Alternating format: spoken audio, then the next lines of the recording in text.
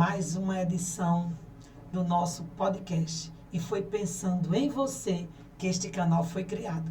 E hoje nós estamos já preparados para receber uma grande profissional na nossa cidade, uma mulher de Deus, pastora. E eu até anotei tudo dela, porque não dá, sabe, para ficar somente nas minhas palavras. Ela é Regina Linhares, natural de Natal, pastora, profissional multifacetada, formada em gerontologia, possui pós-graduações em práticas interativas complementares, além de ser especialista em medicina chinesa e psicanalista. Pois bem, esta mulher já está aqui conosco em mais uma edição do nosso podcast. E você fique aí ligadinho, porque nós temos um assunto super importante hoje. E eu quero conversar não só com ela, eu quero trazer para você. Foi pensando em você que nós vamos estar conversando. E ela já está aqui na minha frente, Regina Linhares. E eu quero que ela já possa dizer para nós como é que a psicanálise chegou na vida dela. Seja bem-vinda, Regina Linhares. Oi, Marlene, obrigada pelo convite, né? Que alegria estar aqui, no Pensando em Você. A psicanálise, eu cheguei até a psicanálise quando eu fazia direito. Antigamente era Câmara Cascudo, né? Faculdade Câmara Cascudo. E eu tive síndrome do pânico.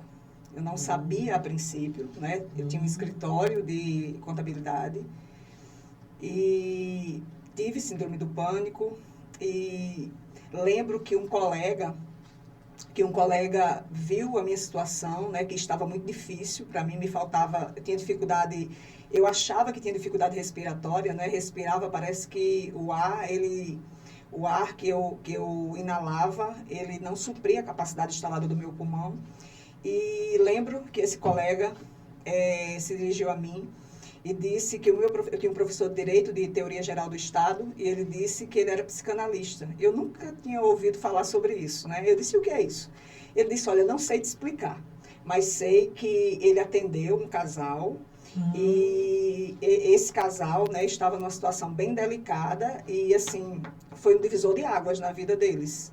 E eu fiquei um pouco constrangida, né, para falar com o meu professor, porque eu não sabia direito o que era aquilo, era algo muito novo, mas mesmo envergonhada, mesmo com vergonha de falar, eu me dirigi a ele e fiz as primeiras sessões, né? Fiz algumas sessões com ele, na época isso foi por volta de 2008, 2007, ano de 2007, né? E fiz algumas sessões com ele. E realmente me trouxe clareza a respeito de muitas coisas. Eu fiz muitas elaborações, né? Na época eu não sabia que eram elaborações, mas fiz muitas elaborações e fui embora para o Ceará. Quando eu voltei a Natal, eu voltei com o desejo de estudar a psicanálise. Foi assim que a psicanálise chegou na minha vida, ou que eu cheguei à psicanálise. Meu Deus, que maravilha. Você falou em um assunto que te levou à psicanálise, mas a gente tem observado que no dia a dia, síndrome do pânico está tão comum em nosso meio, e eu queria que você me dissesse, assim, quais os sinais, porque você conversando, cursando uma universidade e começou a se sentir algo que algumas pessoas talvez não entenda, não compreenda que seja síndrome do pânico. Algumas pessoas podem ser levadas a ir para um outro diagnóstico, né? Ou procurar uma outra especialidade. E quais são esses sinais? Porque eu creio que, diante do dia a dia, algumas pessoas, eu conheço uma que inclusive disse que do nada ela estava na clínica e ela disse, deu um pavor dentro dela. Quando ela olhou ela trabalhando na clínica, ela foi para debaixo do birô. Esses sinais, ele é muito acentuado, ele começa com sinais leves. E dentro dessa psicanálise, como a gente vê? E que orientação você poderia nos estar trazendo? Porque hoje, não é aqui, nós estamos num bate-papo, que eu tenho certeza que quem está nos ouvindo vai querer, sim, entender um pouquinho sobre isso. Marlene, na realidade, não foi a psicanálise que me diagnosticou com síndrome do pânico, né? Foi o psiquiatra. Na época foi um psiquiatra que me diagnosticou com síndrome do pânico e com ansiedade, né? Num nível bem alto, bem significativo. Porque na realidade a psicanálise, ela não faz isso que a psiquiatria faz, né? Dá nome às patologias, né? A psicanálise, eu costumo dizer que a psicanálise ela vai muito no nascedouro disso, né? Para a psicanálise não existe eu estava trabalhando e do nada eu senti um pavor, né? Não existe esse do nada. O que é a síndrome do pânico, né? Para a psicanálise é a síndrome do abandono, né? Não existe acolhimento para você, é a síndrome do abandono. E eu comecei a sentir os sintomas, né, ano de 2007, mas na realidade isso já tinha o seu nascedouro desde a minha infância. Eu nasci, né, em um lar onde meu pai, ele reproduziu aquilo que aprendeu com meu avô. Meu avô batia no meu pai e depois pisava meu pai. E meu pai foi criado assim. E como que eu não vou criar os meus filhos assim? Né? Se a maneira que me criaram deu certo. Né? Como dizia meu pai, né? Se ele se tornou gente, né? Fulano vai se tornar, não tinha nessa expressão, né? Como que isso não vai dar certo se o meu modelo foi esse? Então, meu pai acabou reproduzindo isso, né? Eu passava óleo no chicote que eu ia apanhar. Meu pai era muito violento. E, então, assim, eu cresci no meio disso. Ele era carinhoso, mas, ao mesmo tempo, quando ele descompensava de verdade. Ele ficava sem limite. Então, foi uma junção, né? Aquilo foi um acúmulo. Na realidade, foi um acúmulo de muita coisa. Eu lembro quando eu comecei a sentir, né, os primeiros sintomas. O primeiro sintoma foi bem interessante. Na época eu tinha escritório de contabilidade, eu não sei se você lembra daquela época do Super Simples, né? Quando chegou o Super Simples, as empresas saíam do Simples para o Super Simples. E eu lembro que, a princípio, né, não foi falado que precisava, para fazer essa migração, que precisaria de todas as certidões negativas. Então, pensa como é que isso ficou. Eu lembro que as pessoas dormiam na frente da Receita Federal, não é? Porque se uma empresa saísse do Simples, ela tendo muitos funcionários, então a carga tributária ela ficava muito alta, principalmente de previdência social. E eu estava no meio daquilo ali. Né? Quando passou esse período, um dia eu cheguei da faculdade, da Câmara Cascudo, e eu lembro que eu respirava e sentia aquela dificuldade. Aí eu disse para o meu marido, né? Eu acho que eu estou com algum problema no pulmão. Porque eu respiro, parece que o ar não é suficiente. E dizem que de médico e louco todo mundo tem um pouco, né? Ele disse, olha, pode ser uma pneumonia. Ele já me deu o diagnóstico imediatamente. Só que não era, né? Só que não era. A partir dali, eu comecei a dormir com aqueles encostos, né? Que você fica alto. Comecei a dormir com aquilo ali e foi evoluindo, porque tudo que não é tratado, sendo pequeno, torna-se grande, né? Tudo que nasce pequeno tem a oportunidade de se tornar grande. E aquilo foi evoluindo, e eu lembro que um dia eu fui para a faculdade. E quando eu cheguei na faculdade, eu já estava atrasada, e o elevador ia subindo, e eu subi correndo pelas escadas. Quando eu cheguei na sala de aula, eu fiquei com muita dificuldade para respirar. Muita dificuldade. E naquele dia eu só fiquei naquela sala de aula porque acho que era uma aula de uma revisão, alguma coisa para avaliação. Eu acho que era isso, era um trabalho, era alguma coisa que eu não podia me ausentar.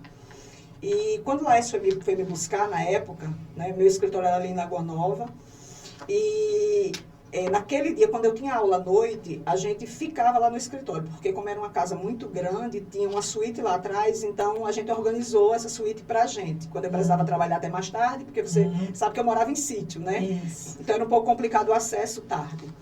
E naquele dia, quando ele foi me buscar, como a gente ia dormir lá, ele foi de shorts, e não foi com camisa, porque eu ia entrar no carro e a gente já ia para casa, entrar na garagem e dormir no escritório. E quando eu entrei no carro, eu disse assim para ele, olha, hoje eu assisti a aula à força. Ele disse, por quê? Ele disse, porque eu estou me sentindo muito mal. Ele disse, por que você não ligou para mim vir me buscar? Eu disse, porque eu não podia perder essa aula. E quando eu disse isso, eu comecei a sentir um formigamento, que ele vinha do meu braço e ele subia para a minha face. E eu tinha a impressão que a minha face estava deformando. A sensação que eu tinha era de uma paralisia facial. E eu olhei para ele e disse assim, meu rosto, ele está normal? Ele está torto? Ele disse, não, está normal. Aí eu disse, meu rosto está deformando. Ele, não está deformando. Eu disse, está deformando. E na época, ele tinha um L200, e a L200, quando você trava do lado do motorista, ela trava, ela não consegue abrir. E eu fui abrir a porta para pular. Quando eu fui abrir a porta para pular, ele travou. Ele travou a porta. Eu disse, me leve para um hospital. E ele, eu não posso ir assim, olha como que eu estou. E a gente foi no escritório, eu não desci do carro. Quando eu cheguei no Hospital do Coração, eu joguei a carteira da Unimed e eu entrei. Não teve quem me segurasse. Eu entrei para onde o médico estava. Em pânico. Em pânico. Fui para onde o médico estava. O médico estava atendendo uma pessoa, me pediu para aguardar, em seguida me atendeu, prescreveu uma medicação, fui para aquelas cadeiras, né, que tinha lá, que se deitava. E com uns 30 minutos, uma técnica de enfermagem veio até onde eu estava e me perguntou como eu estava. Eu disse, não, estou bem. Ela disse, então você já está de alta, você já pode ir embora. Eu disse, como? Né? Porque o que é que eu imaginei? Eu cheguei aqui infartando e eu vou para casa assim, vou morrer lá. Eu pensei isso, né? Eu disse, como? Ela disse, não, ele disse que depois, que quando você estivesse bem, podia mandar você ir para casa, podia te liberar. Aí eu disse, não, eu quero falar com ele. Aí fui conversar com ele, ele disse, olha, não é minha área, né? Não é minha área, mas eu acredito que você esteja com síndrome do pânico e com depressão. Procure um psiquiatra, né? Foi esse médico foi o que primeiro falou sobre isso, né? Mais à frente eu fui ao psiquiatra e ele diagnosticou. E foi bem interessante na minha primeira consulta, né? Quando eu cheguei na primeira com psicanalista, não. Com psiquiatra. Ainda não tinha ido no psicanalista. Sim. Quando eu chego nessa primeira consulta com o psiquiatra, na época, eu lembro que eu entrei e ele começou a me fazer perguntas. E eu não conseguia responder. Eu acho que eu respondi uma pergunta ou duas e eu não conseguia mais. Eu só chorava. Chorava e minha mãe respondendo. E eu lembro que ele disse assim, de qual família você é? Aí eu disse, Linhares. Aí ele disse, nervosos, né, os Linhares. Porque ele é do interior, né, lá perto. Sim. São nervosos, né, os Linhares. E hoje eu entendo que ele estava falando do meu contexto familiar, né, do meu contexto familiar, que assim, emocionalmente era bem desestruturado mesmo. Meu pai ia do 8 a 80 muito rápido. E ele passou a medicação, só que aquela medicação me trouxe... Eu tive muita reação. Tive mais reação adversa do que benefício, né? E foi quando eu acabei chegando, né, à psicanálise com esse professor de direito. E lá eu pude, né, fazer algumas elaborações, compreender algumas coisas, né, entender que a síndrome do pânico ela não tinha um nascedouro naquele dia que eu senti falta de ar. Já vinha de bastante tempo. Já. Isso foi acentuado no processo, no decorrer do tempo da sua vida. Naquele dia, Marlene, é como se tivesse sido a gota d'água, né? A gota de água que faltava naquele copo. Por quê? Meus pais, eles trabalhavam muito, né? Meu pai começou como padeiro e depois ele tinha padaria, tinha algumas padarias dele, então assim, eles trabalhavam muito. Então, eu fui uma criança que eu não tinha quem fizesse o café da manhã para mim. Eu pegava 2 ônibus para ir para a escola com 8 anos de idade. Eu estudava ali na Bernardo Vieira, no Monsenhor Paulo Herôncio. Então, eu pegava Felipe Camarão, descia no quilômetro 6, pegava o ônibus das Quintas e descia ali na Urbana. Na época que fizeram serviço naquela ponte, eu ia do quilômetro 6 ou do Rotary a pé até o colégio. Né? 8 anos, 9 anos, 10 anos. Então, eu não tinha quem fizesse um café da manhã, não tinha horário de almoço na minha casa. Então, isso foi se somando. Isso vai somando para uma criança, né?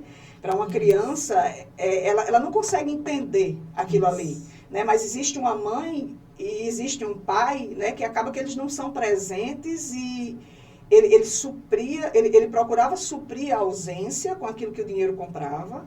Né? Eu estudava em colégio particular, sempre estudei em escolas particulares, né? Então ele procurava suprir com isso e eu lembro do discurso do meu pai, né? O discurso do meu pai era, eu trabalho assim porque eu não quero que você passe por aquilo que eu passei. E ele falava de dificuldade financeira, né? Eles falavam de dificuldade financeira porque minha mãe foi empregada doméstica, meu pai foi padeiro. Então, eles falavam de dificuldade financeira e não era levado em conta essa ausência. E uma coisa, Regina, essa sua fala me deixou bastante emocionada, né? Porque a gente meio que se reporta, né, a momentos da nossa vida. Eu me identifico muito. Eu me identifico com a sua fala, eu me identifico com o tema que está sendo abordado. E tem uma das coisas que a gente tem ouvido no dia a dia, eu anotei para que eu não viesse a esquecer. O narcisismo, ele é um tema bastante frequente hoje e discutido na psicanálise. Marlene, o narcisismo na psicanálise, ele não é discutido como no senso comum. Sim. Né? Eu acho que nunca se viu tantas pessoas, né, sendo, procurando a palavra, sendo chamadas de narcisistas, como nós vemos hoje, até pela questão das redes sociais. Né? Sim. Quando nós olhamos para o narcisismo, né? Porque o narcisismo vem do mito de Narciso, da mitologia grega, né? Onde Narciso ele vai ser, é como se ele fosse condenado, né? Pela deusa grega Nêmesis, acho que o nome é esse, Nêmesis, né? A apaixonar-se por si, né? Ele vai morrer cultuando a imagem dele, ele vai definhar porque ele não consegue sair dali. Sim. E ele acaba definhando, né? Então vem disso aí, só que Freud, acho que 1914, eu acho que eu até anotei aqui, mas se eu não me engano foi isso, 1914, né? Freud ele vai pegar, né, esse conceito, essa palavra, né? E ele vai construir uma teoria. Vou dizer assim, que eu não estou encontrando a palavra agora, a respeito disso, né? E o que a psicanálise diz, né? Que todos nós temos narcisismo. O narcisismo é de todo humano. É o narcisismo que lhe faz se olhar no espelho e se achar bonita. Às vezes é o narcisismo, né? A gente vai entrar em uma outra coisa que ele faz ter dificuldade de dizer não. Mas isso me permita, Sim. Porque nós estamos nesse bate-papo maravilhoso.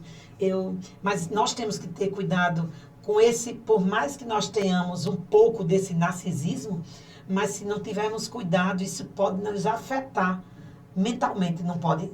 Sim, claro que sim, pode sim. Porque quando a gente fala de narcisismo, a gente está falando dentro da psicanálise para aquele olhar que você tem para a questão da sua autoimagem. Sim. Né? Todos nós temos uma autoimagem construída a respeito de nós mesmos, né? Que é o nosso eu ideal, ou o nosso ideal de eu. Vou dar um exemplo. Uma criança, ela nasce, né? E ela vai crescendo, seu desenvolvimento, e ela é aquela criança comportada, ela é aquela criança que tira notas boas, é aquela criança que a mãe diz assim, olha, fulano é tão bonzinho, pensa num menino bom. E ele vai crescendo com aquilo, né? Ele é aquela criança que não dá trabalho, aquela criança estudiosa, e ele vai crescendo com aquilo. Uma imagem a respeito dele vai sendo construída dentro dele. Concorda comigo? Sim. Ele cresce e ele tem essa autoimagem, ele tem essa imagem de si mesmo, ele tem esse eu ideal. Então, muitas vezes, em nome desse eu ideal, essa criança ela tem dificuldade de dizer não. E isso, quando você fala... Já sendo adulto, né? Essa dificuldade de dizer não é uma das coisas que mais nós estamos vendo nos dias atuais. É a dificuldade de dizer não. Eu me vejo nisso. Quando você, há pouco tempo antes de vir para cá, eu escutei um relato de uma pessoa que fez escova em mim, de uma mãe que estava falando, né, que ela presenciou, ou melhor, a mãe dizendo que não sabia mais o que fazer, porque a filha chegou a ponto de bater na cara da mãe.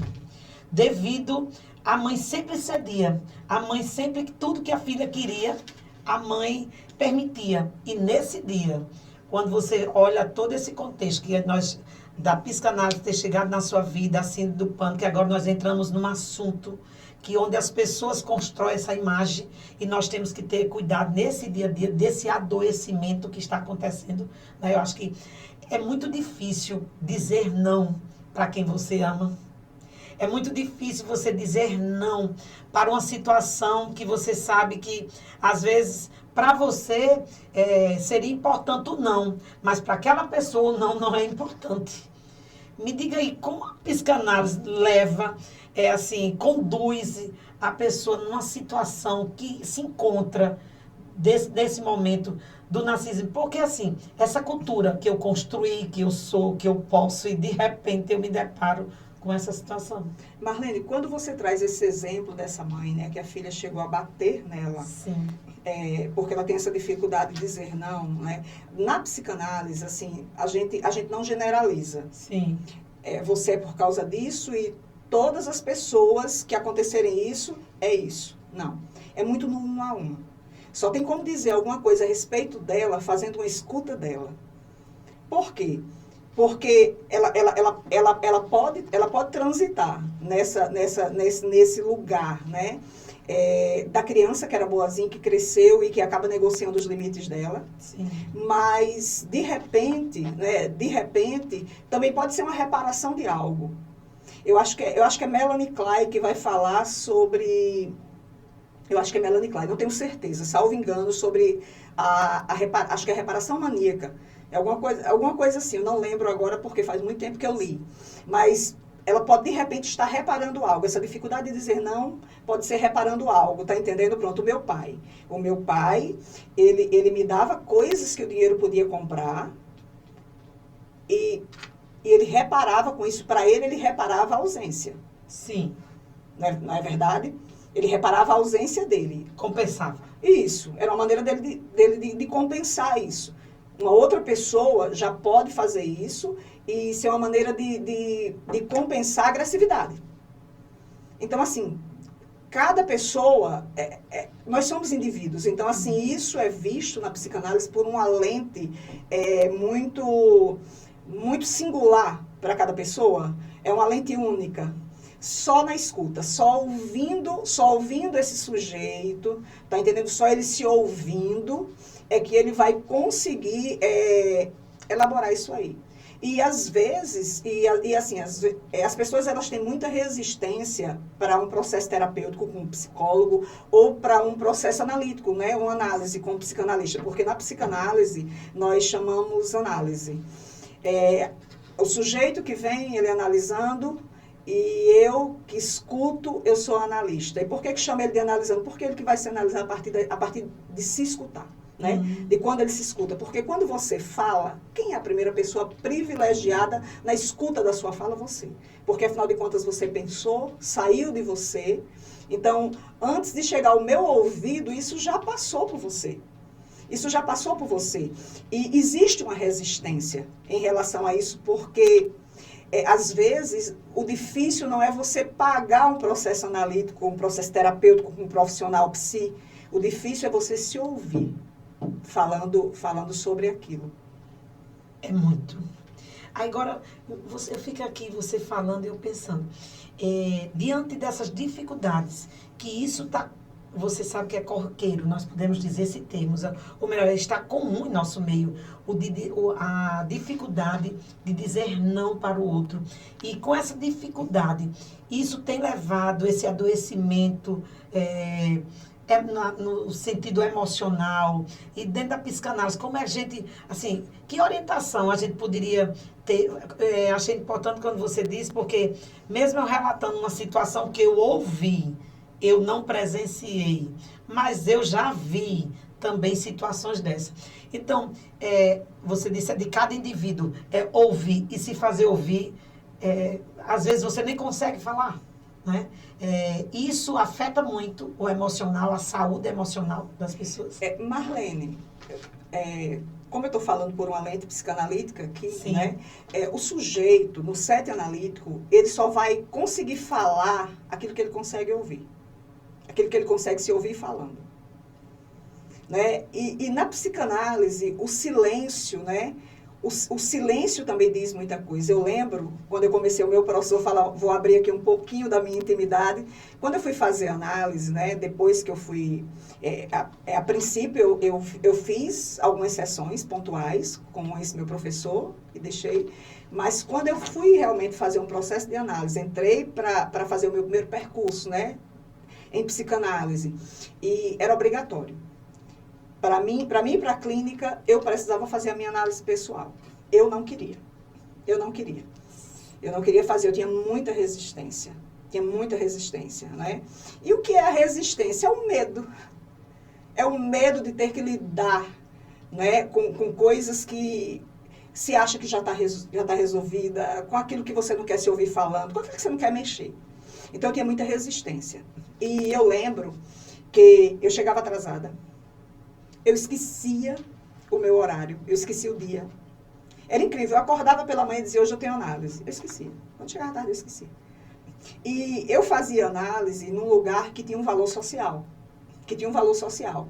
Porque o percurso lá de psicanálise, ele não... É assim, percurso em psicanálise bom, ele não é barato. Ele não tem um custo baixo. É um valor significativo. Escolas boas, elas têm um valor significativo. As mensalidades têm um valor significativo. E eu entrei para fazer, né, minha análise na clínica social, da escola que eu fazia parte. E eu comecei, né? Eu acordava pela manhã e à tarde eu já esquecia e eu chegava atrasada, 10 minutos atrasada. E quando foi um dia, a minha analista, ela disse assim, que ela me chamava de Glécia, que foi uma das coisas também que me chocou muito, né? Porque só meus pais me chamavam de Glécia. Meu nome é Regina Glécia. Então, qual é o normal desde a escola? As pessoas me chamarem de Regina. Né? Quando eu entro na sala com ela, Glécia, aí eu achei que eu tinha ouvido errado. Na outra sessão, ela, Glécia, eu disse, por que você está me chamando de Glécia? Ela disse, não posso. Aí eu, pode. Pode. Eu lembro que eu entrava muda e saía calada. Eu passava 35 minutos calada. E eu comecei a faltar, né? Comecei a faltar e foi quando um dia ela chegou para mim e disse, Glécia, eu tô vendo que você não está se implicando no seu processo. Então, vamos parar? E eu não podia parar porque eu não ia poder ir para a clínica. Eu disse, não, eu não falto mais. Então, eu entrava muda e saía calada. Eu ia, mas eu não falava. E eu levei muitas vezes para ela... Eu nasci e cresci em um ambiente com muita agressividade. E é normal que essa criança, que esse adulto, ele venha reproduzir isso, né? Ele venha reproduzir isso. E eu levava conteúdos que falavam de agressividade. E quando foi um dia, eu já tinha feito umas sessões, né? Chegando muda, saindo calada. E ela disse assim, interessante. Eu trouxe para uma sessão anterior um recorte de um momento que eu tinha sido muito agressiva. Ela disse, interessante. Né? Interessante porque você traz para cá agressiva. Você nunca foi agressiva comigo. Quando ela disse isso, Marlene, a elaboração assim foi rápida. Foi igual mensagem de WhatsApp. Né? Foi rápida. Eu disse, fui. Ela disse, quando? Quando eu não falo. Você precisa me ouvir. E eu não falo? Tem coisa mais agressiva do que o silêncio? Só que na psicanálise, o analista ele tem que bancar o silêncio do analisando. Por quê? Porque esse analisando, ele só vai simbolizar aquilo que ele tiver condição. E até as elaborações dele, né, dependendo de como é essa estrutura psíquica, ela tem que ser respeitada. Eu não posso elaborar por esse analisando. Sim. Porque ele pode não ter condição de lidar com aquilo. Então, cada analisando, ele tem o seu tempo. Existem pessoas que elas vão fazer, vamos dizer, 2 anos. Tem pessoas que todo dia a gente separa, a gente diz, eu fiz 3 meses, eu fiz 1 ano, eu fiz 2 anos. Existem pessoas que vão fazer 2 anos, existem pessoas que vão fazer o resto da vida e mais 10 anos. Você falando tudo isso, eu fico aqui me perguntando, que o valor de uma consulta não é, vamos dizer assim, barato. Né? Ainda bem que existe a clínica social, que as pessoas podem recorrer a esse tipo de ajuda. Porque se a gente, diante do que você falou, e se quem está me ouvindo, nos ouvindo, não tivesse cuidado, ele começa a entrar em relacionamentos abusivos, pelo não saber do não, por ele não conseguir conduzir isso, porque se você vê, é uma sequência de fatos. Eu não fiz psicanálise, mas eu fico, assim, é apaixonante, porque você descobrir a causa, né, de tudo, porque existe alguns, para alguém, olha o diagnóstico, eu estou infartando, não tinha nada a ver com o coração. É a pressão que subiu. Aí o outro, cada um dá o seu diagnóstico. E se diante desses fatos, uma coisa vai puxando uma outra. E quando você olha, o que mais a gente ouve hoje, pessoas que estão dentro de um ciclo tão forte, que nós podemos até nominar sobre relacionamento abusivo. E você percebe que isso, né, como você dentro dessa psicanálise, você tem como encaminhar, porque eu observo que você foi por uma necessidade, sim, uma necessidade, mas também havia uma outra situação que a necessidade de passar por um estágio, que você só podia ir para o estágio, vamos dizer assim, para um outro passo, dentro da psicanálise, se você cumprisse essa etapa. E me parece que se as pessoas que hoje passam essa dificuldade, podemos dizer, do não saber dizer não, do não cuidado com sua saúde emocional, ele vai desencadeando e quando você olha, dentro do relacionamento abusivo, é possível você encontrar isso dentro da... né? Eu queria, não sei se eu consegui ser clara. Por exemplo, quando eu não digo, assim, não consigo, porque me parece que você não conseguia externar, aquele sentimento. Silenciou, já era a resposta do que você está vivendo, não é isso? Eu não queria, né, também. Pronto. Porque assim, Marlene, quando a gente vai olhar para uma pessoa que está em um relacionamento, você falou da questão do valor da sessão, sim. Né? Quando eu falei do valor, eu estava falando do valor da mensalidade do curso. Sim. Né? Uma boa escola, sim. ela tem um valor significativo, você vai pagar um valor significativo. Tá. Né? Em relação a valor de sessão, na psicanálise, eu vou brincar até aqui, os psicanalistas raiz, né, eles não têm um valor definido para todos os analisandos. Por quê? Porque o dinheiro na clínica psicanalítica, ele também fala a respeito do sujeito, a respeito das relações do sujeito, porque dinheiro na clínica psicanalítica, ele não é apenas dinheiro, ele é investimento. Sim. Então, até uma pessoa que ela tem condição de pagar, vamos dizer, uma sessão de R$400, mas ela está procurando um lugar que é R$40, isso diz muito a respeito dela. Né? Só na escuta é que se sabe, isso também é trabalhado dentro de um set analítico. Isso também vai ser trabalhado. Quando a gente vai para essa questão do relacionamento abusivo, né, do não conseguir sair desse relacionamento, por que eu não consigo sair? Porque eu também não consigo dizer não. Por que eu não consigo dizer não? Aí eu volto àquilo que eu já disse, é muito um a um. Muitas vezes a gente vê muito mulher, né? Tem homem também, relacionamento abusivo, mas a gente, com mais frequência, mulheres. Sexo feminino, mulheres, né? Sim. Então, quando essa mulher, ela está dentro de um relacionamento abusivo, pode ser por N motivos, né? Um deles pode ser a questão do investimento. Essa menina cresceu e ela não foi investida afetivamente suficiente dentro da sua casa. Ela vai acabar se relacionando com alguém que também não investe. Né? Por quê? Porque, na realidade, é como se tudo se repetisse. Se repete em outro cenário, com outros atores, mas o enredo é o mesmo. É o mesmo. O enredo é o mesmo. Você vai se deparar com mulheres que dizem assim, com mulheres que alguém diz assim, todo homem que fulano se relaciona bate nela. Que é isso? Apanhou do primeiro marido, apanhou do segundo, apanhou do terceiro. Não acontece isso? Menina, fulana só se relaciona com homem bruto. Né? Só se relaciona com homem bruto. Fulana casou com o pai dela. É a cópia do pai dela. Será que é a cópia do pai dela ou será que ela repetiu a escolha da mãe dela? Só se sabe ouvindo essa pessoa. Mas, quando a gente olha para o relacionamento abusivo, na questão da mulher, vou falar de mulher aqui, né? Pode ser N motivos, mas essa criança cresceu, ela não era investida afetivamente, né? Ela não era investida o suficiente. Ela vai se relacionar com alguém que bate, ou se não bate, tem violência verbal, né? Porque existem vários tipos de violência. Só que ela vai embora, talvez você conheça alguém assim, ela vai embora, e com 15 dias o camarada traz ela. Ela diz, mulher, ele foi atrás de mim. Ele disse que não consegue viver sem mim.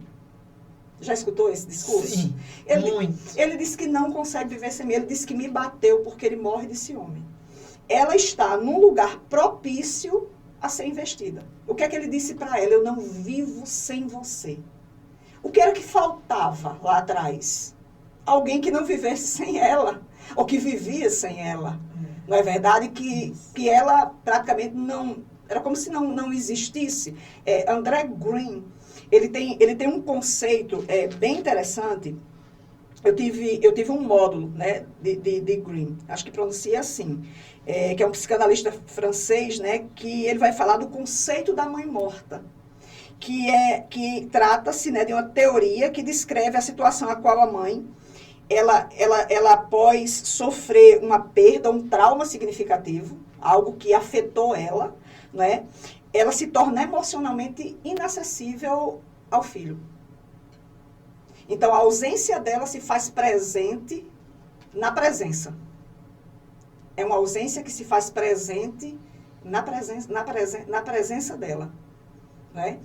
Aquilo que ela viveu, ela não conseguiu, ela não conseguiu lidar com aquilo. Né? Foi da ordem do traumático. E essa ausência vai se fazer presente na presença dela. E a criança vai sentir isso sem saber o que é que está sentindo, porque a criança não sabe. É processo de desenvolvimento, de psiquismo, de tudo, né? Porque isso. O desenvolvimento humano, ele vai do útero ao túmulo, até o dia de morrer. E esses sinais? Eu estou diante de uma psicanalista, pastora, amiga, uma mulher formidável, que é demais. Esses sinais, é possível ver, mesmo assim, eu digo porque você me conhece, sabe, quantas mulheres pedem uma ajuda, num conselho, numa orientação. É visível esses sinais de relacionamento abusivo que a gente pode identificar diante de algumas situações. E parece que essa coisa, quando se copia, alguém ainda encontra essa justificativa. Mulher, mas olha a vida que ela teve, né? E parece que você meio que amarra a pessoa continuar numa situação dificultosa nesse relacionamento. Porque o que a gente vê, há pouco tempo falava de uma mãe que não conseguia dizer um não para um filho, o filho bate na cara. De uma mulher que muitas das vezes não conseguia dar o não para o filho, mas também ela não consegue, lá atrás, ela teve as suas dificuldades. E isso parece que vai copiando, não é o imã que vai puxando. E como fica dentro desse ciclo, nesse relacionamento abusivo, é fácil identificar. Marlene. Sinais. Marlene, quem está dentro de um relacionamento abusivo, sabe. Sabe que tem algo ali que é da ordem do excesso, né?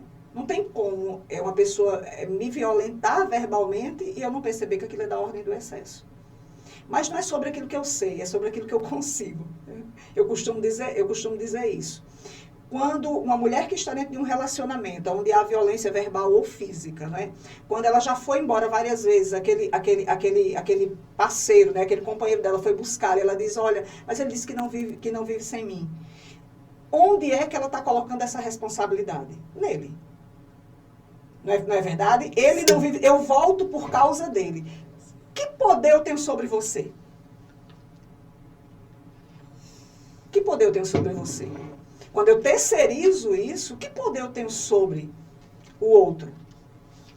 Não é verdade? Então, assim, na psicanálise, o que é que a gente diz?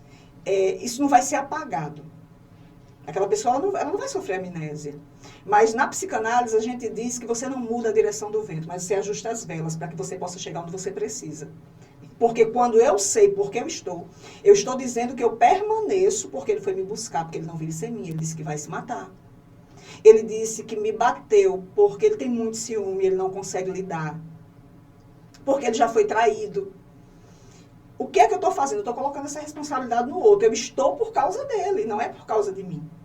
Mas quando eu começo a me escutar e eu começo a fazer elaborações no set analítico, perlaborações fora desse set analítico, porque a análise, ela não termina quando o analisando sai.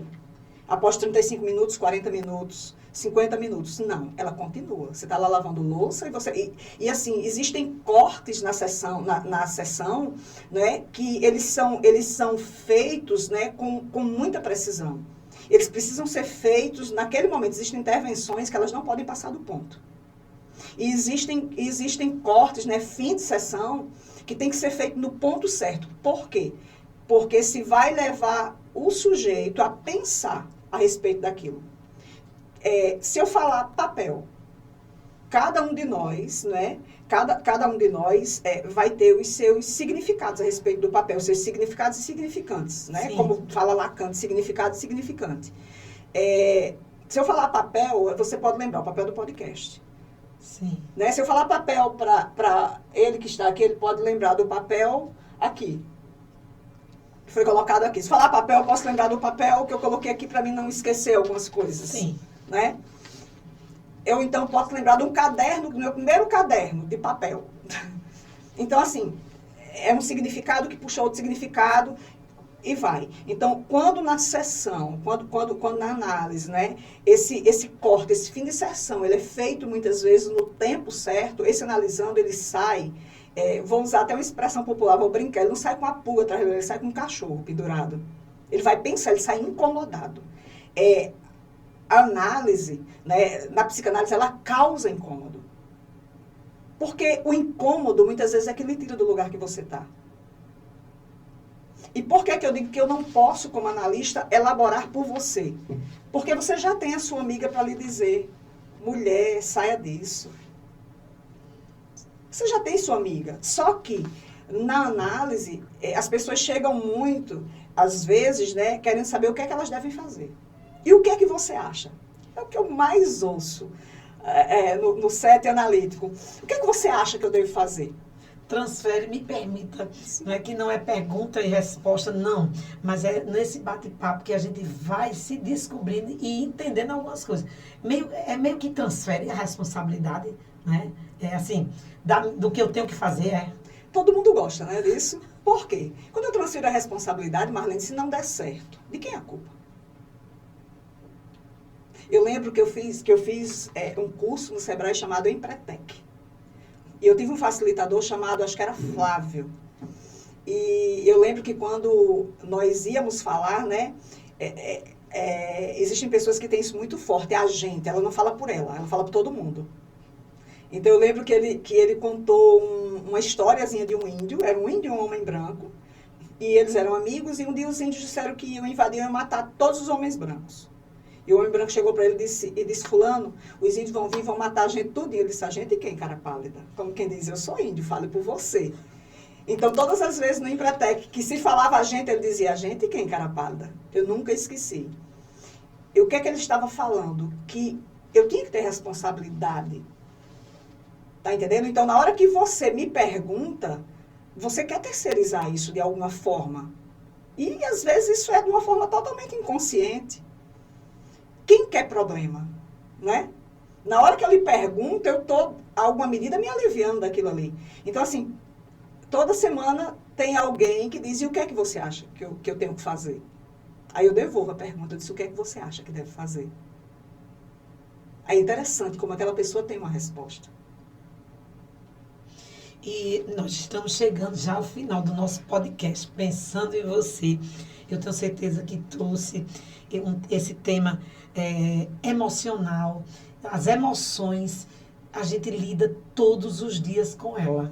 E tudo isso que você relata só me dá vontade de fazer, né, de buscar esse socorro, como a gente se identifica.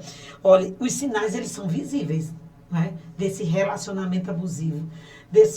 De tomar podemos dizer assim, uma posição e saber o seu espaço, como você deve agir. Eu penso assim, mas nós já estamos chegando no final e eu queria que você me falasse assim, nesse momento que nós vamos estar terminando, que orientação, quais são os cuidados que nós poderíamos ter para manter uma saúde mental, porque nós estamos caminhando.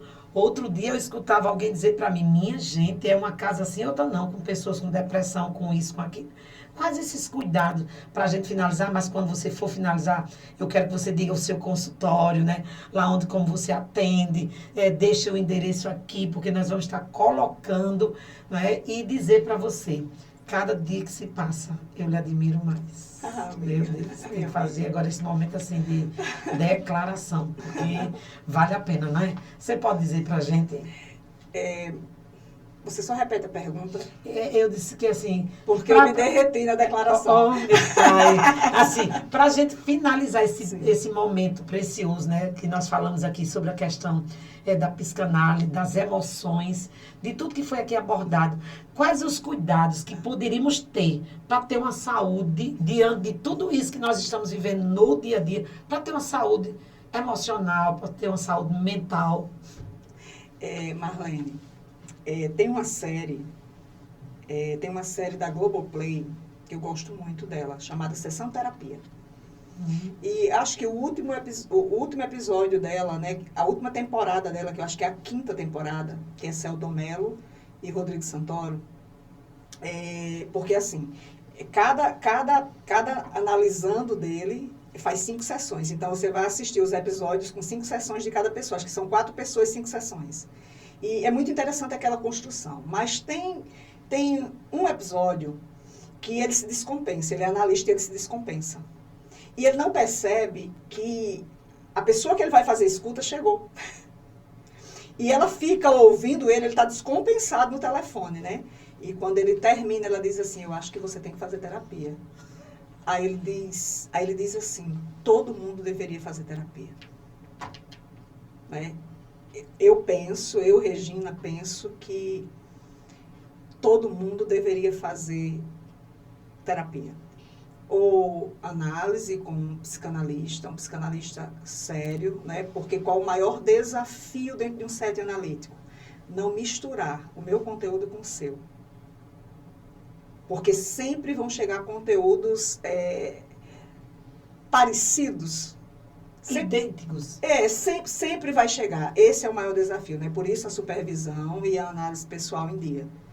Porque nós temos essa tendência de projetar no outro, não é? E o que é projetar no outro? É querer que você resolva em você aquilo que está dentro de mim. Que o que está dentro de mim seja resolvido fora de mim. Então, para mim, fazer análise com um profissional sério. Não é com qualquer profissional, porque senão você sai pior do que você chegou. Né? Você pode pegar pessoas que vão fazer elaborações por você. Né, que vão querer resolver sua vida por você. E isso aí você já tem na sua família, nos seus amigos. Né? Não é sobre isso. Né? Como eu disse, não é sobre aquilo que eu sei, é sobre aquilo que eu posso. E às vezes eu não consigo manejar aquilo, e cada um no seu tempo. Ou fazer psicoterapia, fazer um processo terapêutico mesmo com um psicólogo. Né? Na minha concepção, eu acho que isso é imprescindível. Viu aí? A dica, aí ela agora vai dizer onde ela atende, né? Nós vamos estar colocando aqui em nosso canal o endereço. E a dica é valiosa. Procure ajuda. Ninguém vive sozinho. É necessário, se for preciso, faça terapia. Vai valer a pena o tempo que ela decidiu seguir aquele momento, né? Ficou registrado para mim. Mesmo chegando atrasado ou não, com certeza, hoje ela é a profissional que é, porque ela deu continuidade e ela primou por algo importante na sua vida. Eu levo isso para mim, de valorizar você, de entender que você tem um valor que não tem preço, porque o que tem preço não tem valor, mas o que tem valor não tem preço. Você pode me dizer o endereço aí, não para mim só, mas para todos que estão nos ouvindo, não é? O endereço, quais são os dias que você atende? Eu atendo no Centro Empresarial Barbalho Campos, fica ali ao lado do Midway, na rua Monsenhor José Paulino, 1220. Atendo lá, atendo às quintas-feiras, presencial, e online atendo outros dias, aí depende muito da disponibilidade de horário. Então já quero dizer, fiquei muito feliz de estar com você. Viu muito como eu gosto. Meu Deus, eu passaria o dia inteiro aqui. Tem assunto, porque o bom mesmo também, me permita dizer, eu amo como ela prega, né? Então, nós vamos deixar o endereço. E foi pensando em você que esse assunto chegou hoje. Um beijo.